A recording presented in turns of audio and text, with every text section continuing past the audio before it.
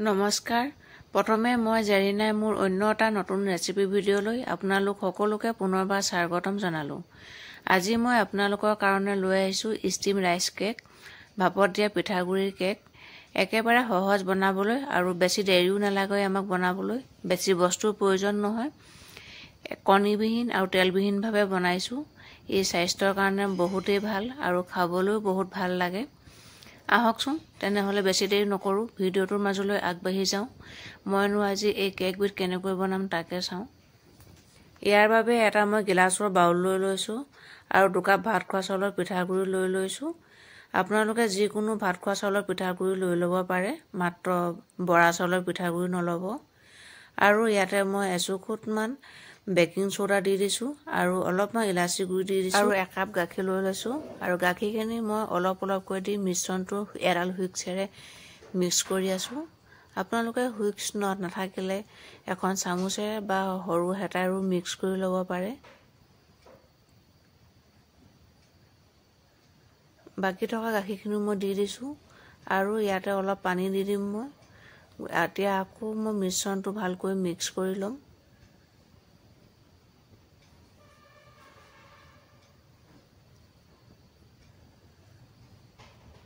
আপোনালোকে নিশ্চয় মন কৰিছে যে মোৰ বাউলটো সৰু হৈছে, সেয়েহে মই এতিয়া বেলেগ এটা ডাঙৰ বাউললৈ ট্ৰেন্সফাৰ কৰি ল'ম।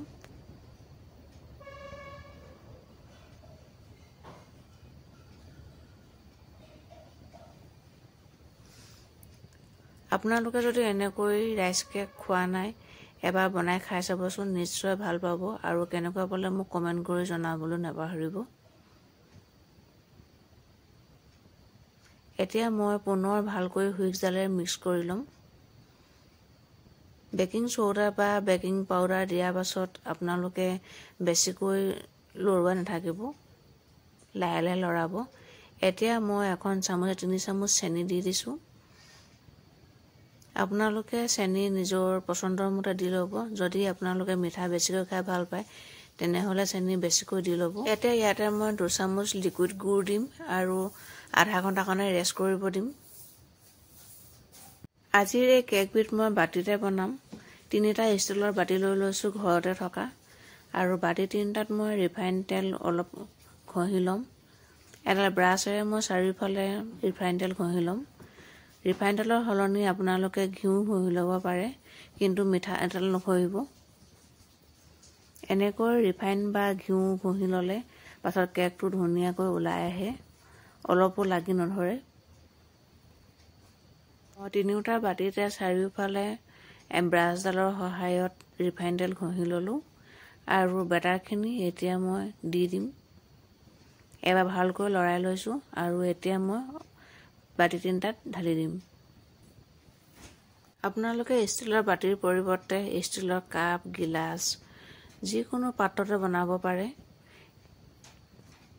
এনেকৈ যদি আপোনালোকে চাউলৰ পৰা কেক আগতে বনোৱা নাই, এবাৰ ট্ৰাই কৰি চাবচোন আৰু কেনেকুৱা পালে মোক কমেণ্ট কৰি জনাবলৈ নাপাহৰিব।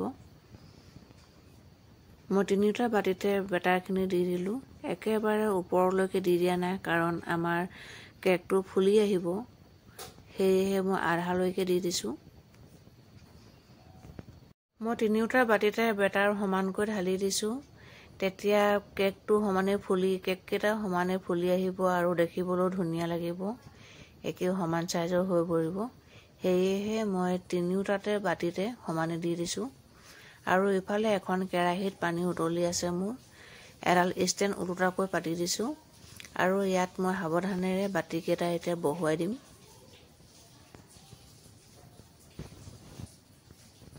আপোনালোকে কেৰাহী নহ'লে ভাত বনোৱা চচতো দিব পাৰে।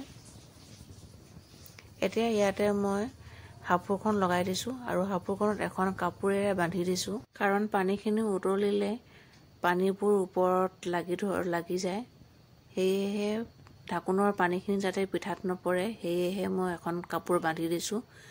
এতিয়া আধা ঘণ্টামানৰ কাৰণে ল' ফ্লেমত থৈ দিম আৰু আধা ঘণ্টাৰ পাছত মই ঢাকোন দাঙি চাইছোঁ।